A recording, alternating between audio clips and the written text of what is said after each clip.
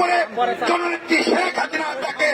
বঙ্গবন্ধুর আদর্শের একজন কর্মী হিসাবে আজকে যারা আপনারা এই র্যালিতে এবং আলোচনা সভায় সামিল হয়েছে, আমি মাননীয় প্রধানমন্ত্রী বঙ্গবন্ধু কন্যা 16 কোটি মানুষের আশ্রয়ের ভরসার শেষ ঠিকানা মমতাময়ী মহামা, মানবতার মহামা বঙ্গবন্ধু কন্যা জননেত্রী শেখ হাসিনার পক্ষ থেকে আপনাদেরকে কৃতজ্ঞতা জানাই, ধন্যবাদ জানাই, অভিনন্দন জানাই।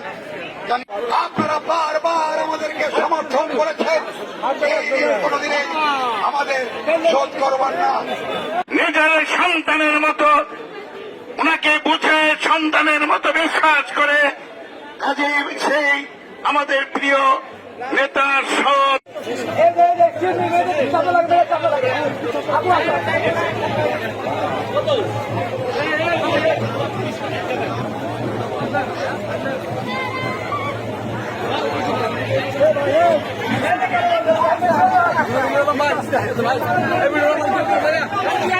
Everyone